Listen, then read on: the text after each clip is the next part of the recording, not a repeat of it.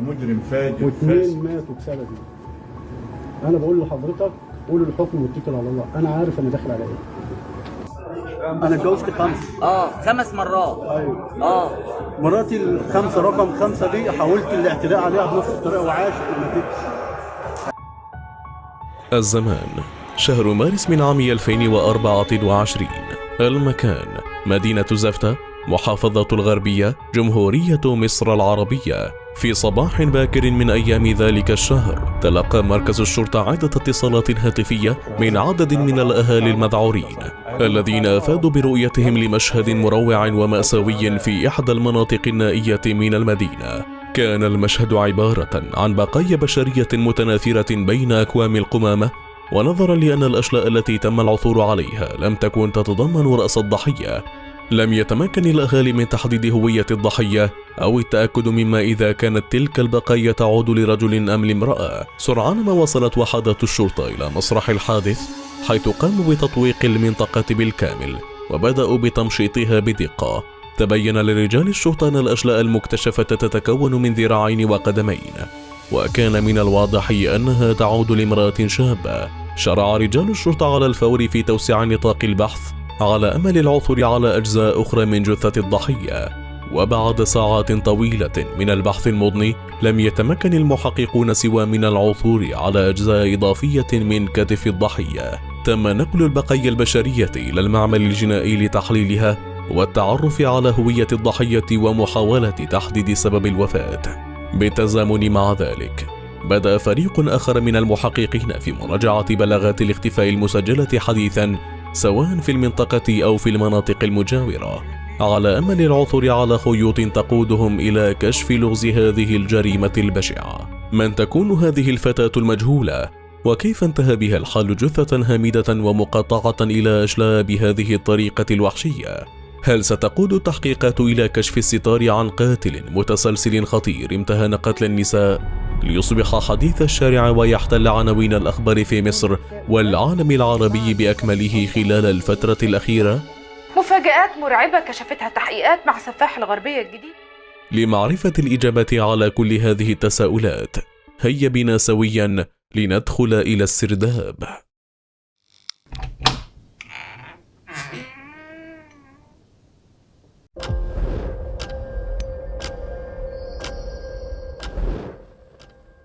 استطاع خبراء المعمل الجنائي أن يثبتوا أن جميع البقايا البشرية التي تم العثور عليها تعود إلى الفتاة ذاتها، لكن المعلومات المتاحة لم تكن كافية للكشف عن هوية الضحية بدقة.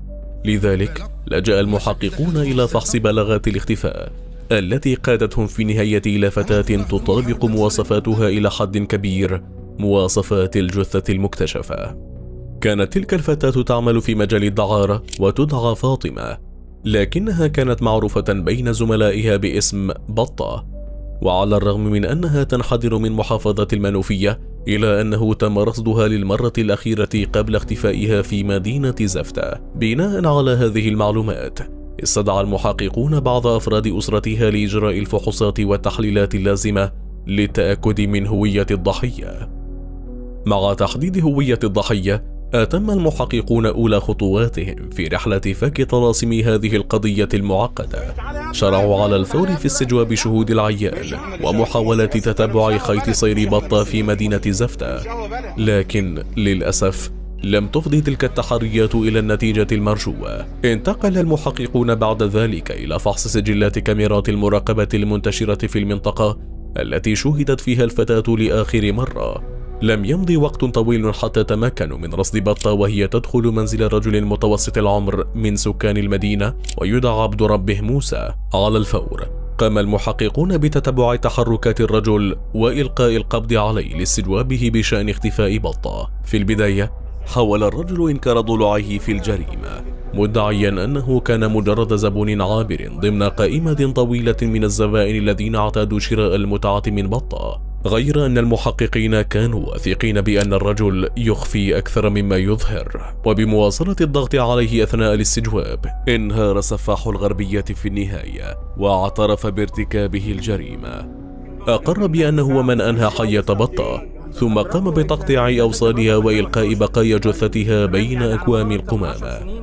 لكن الصدمة الحقيقية التي فاجأت رجال الشرطة كانت اعتراف سفاح الغربية بأن هذه لم تكن جريمته الأولى، فقد كشف الرجل أنه أنهى حياة 4 نساء أخريات قبل بطة وبنفس الطريقة الوحشية. بذلك اتضح أن عبد ربه موسى واحد من أخطر السفاحين الذين عرفتهم مصر في العصر الحديث، وهو ما جعل قضيته تتصدر عناوين الأخبار وتثير حالة من الرعب والصدمة في المجتمع بأكمله.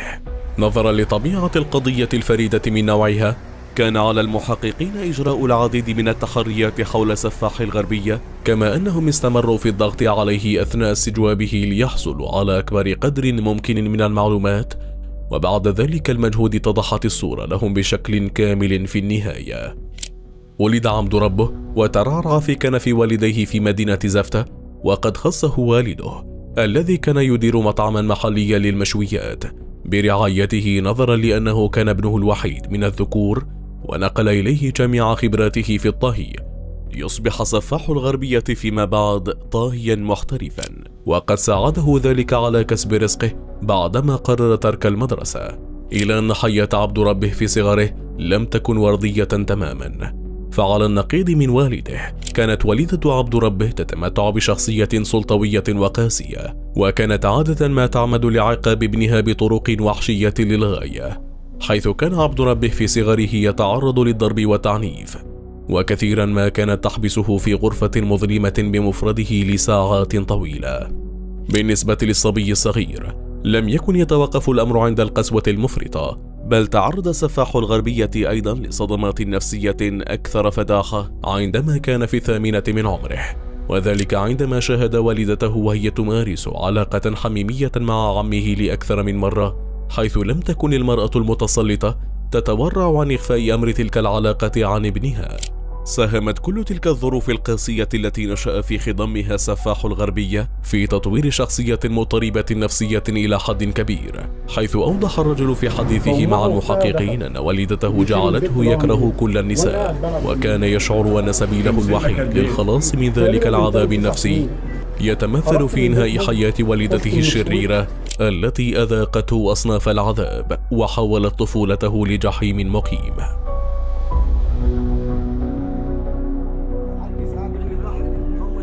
مرت الأيام ثقيلة كالجبال على عبد ربه، لكنه استطاع أن يتخطى تلك الظروف العصيبة وأن يستقل بنفسه، وتزوج من شابة جميلة من المدينة ذاتها التي تقطنها أسرته، لكن تلك الزيجة لم تستمر طويلا لأسباب رفض سفاح الغربية إفصاحها للمحققين. بعد فترة وجيزة تزوج الرجل من زوجة ثانية، وهي امرأة متوسطة العمر تدعى سحر، وقد كانت حياتهما سويا تسير بشكل مثالي، حيث بدأ سفاح الغربية يتخيل صورة والدته في وجه سحر. وفي إحدى الليالي كانت سحر مستلقية على سريرها وتغط في نوم عميق، بينما كان زوجها يرمقها بحقد ويتخيلها والدته التي أذاقته من كأس العذاب ما لم يطقه في صغره ولم يستطع الخلاص منه في كبره. فجأة بدأت فكرة انتزاع حياة والدته تسيطر عليه من جديد، وكأنها شبح قديم عاد ليطارده. رأى سفاح الغربية في تلك اللحظة فرصة مثالية للانتقام من المرأة الشريرة التي حولت حياته إلى كابوس دائم، وقرر ألا يتردد. هجم على زوجته سحر التي كانت مستلقية بسلام أمامه على حين غرة، وأطبق ذراعيه حول عنقها بكل عنف ووحشية. استمر في خنقها بقوة حتى تأكد من أن روحها قد فارقت جسدها تماما. بعد ارتكابه تلك الجريمة البشعة غادر سفاح الغربية منزله تحت جنح الظلام، تاركا خلفه جثة زوجته الهامدة على سريرها. في صباح اليوم التالي تلقى اتصالا هاتفيا من جارته التي أخبرته بقلق أنها ذهبت لتفقد زوجته بعد أن طرقت الباب مرارا وتكرارا دون أن تسمع جوابا. وعندما دخلت إلى المنزل وجدت سحر ميتة على سريرها. تظاهر سفاح الغربية بالصدمة والفاجعة، وهرع إلى المنزل باكيا ومنتحبا على وفاة زوجته التي كانت في ذلك الوقت تحمل طفلهما الصغير في أحشائها. عندما طلبت الأسرة طبيب الوحدة الصحية القريبة لتحرير تقرير الوفاة.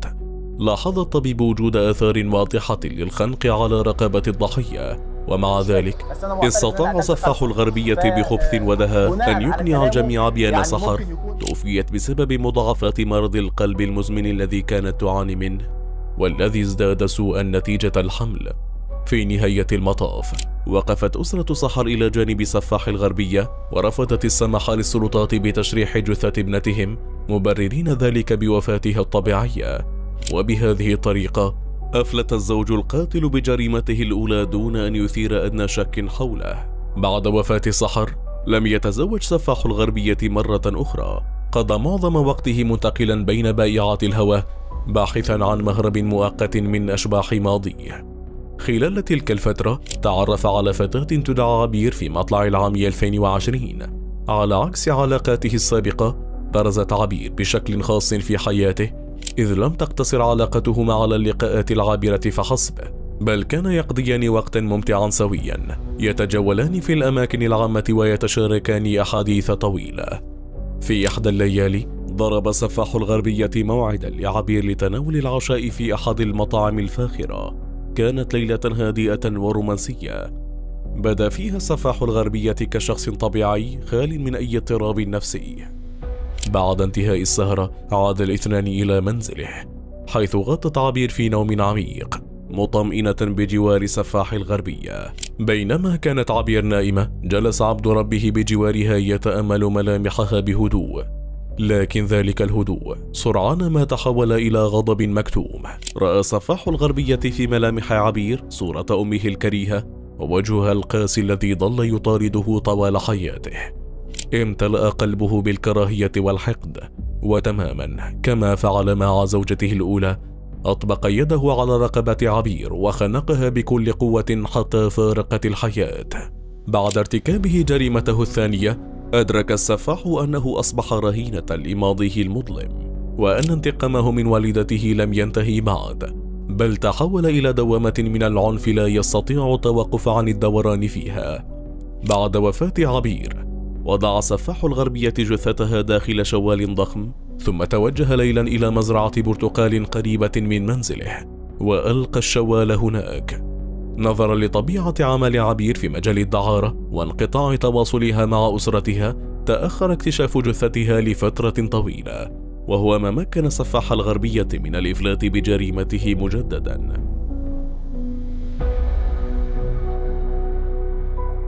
أما الضحية الثالثة فكانت امرأة متوسطة العمر تدعى سهير. على العكس من عبير، كانت سهير أم ل3 أطفال. بدأت ممارسة الدعارة بعد انفصالها عن زوجها لتتمكن من إعالة أسرتها. كانت سهير تعرف سفاح الغربية مسبقا، حيث تعاملت معه أكثر من مرة دون مشاكل، حتى جاء اليوم الذي دعاها فيه إلى منزله. بعد أن انتهت علاقتهما، نامت سهير بعمق ليجد سفاح الغربية نفسه يواجه نفس الحالة النفسية التي دفعته للقتل مسبقا. أطبق يده على عنقها ليخنقها، لكن هذه المرة واجه مشكلة غير متوقعة. لم يستطع حمل جسدها الممتلئ بمفرده. قرر سفاح الغربية استخدام مهاراته في الجزارة، فقطع الجثة إلى 3 أجزاء ووضعها في أكياس قماشية ضخمة قبل أن يتخلص منها في أرض زراعية مهجورة. لكن ما لم يكن يعلمه سفاح الغربية أن سهير كانت قد زارت طليقها في ذلك اليوم لتودع أطفالها ال3 عنده، ما أثار شكوكه عندما تأخرت في العودة. قدم بلاغا إلى مركز الشرطة عن اختفائها، وبعد أيام عثر على جثتها.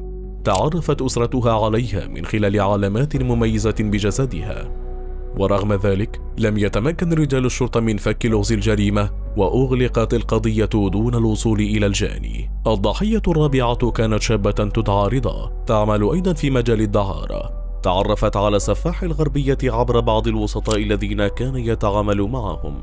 استدرجها إلى منزله، وفي إحدى الليالي ارتكب بحقها جريمته المروعة وتخلص من جثتها في أرض زراعية مقفرة. أما الضحية الأخيرة فكانت بطة، وهي التي تسبب العثور على جثتها في النهاية في كشف حقيقة سفاح الغربية وإلقاء القبض عليه. كانت قصة بطة مختلفة قليلا، إذ لم يقتلها بسبب اضطراباته النفسية بل بسبب خلاف حاد بينهما.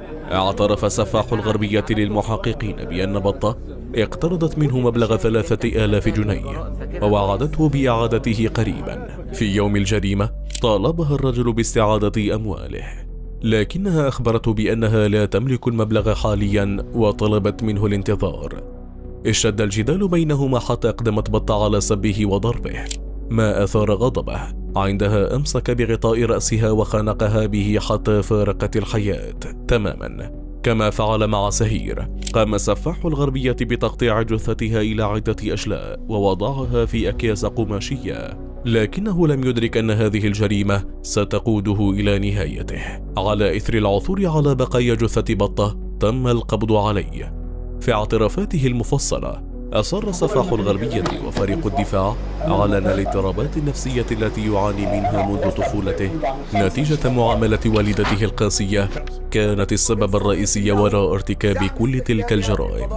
لكن هيئة المحكمة لم تقتنع بهذا الدفاع، وقررت حالة المتهم إلى هيئة طبية مختصة لتقييم حالته العقلية والنفسية وقت وقوع الجرائم. قررت اللجنة أن سفاح الغربية كان واعيا تماما في وقت ارتكابه لكل الجرائم الخمسة، وعلى إثر ذلك فقد قررت المحكمة الاستمرار في محاكمته بشكل طبيعي. لا تزال إجراءات المحاكمة مستمرة حتى وقت تصوير هذه الحلقة، ومن المتوقع أن يحصل على حكم بالإعدام شنقا حتى الموت. فهل كان سفاح الغربية ضحية قسوة وخيانة والدته؟ أم أنه كان مجرد مختل عقلي يقتل ضحاياه ببرود وقسوة؟ أخبرنا عن رأيك في التعليقات أدناه.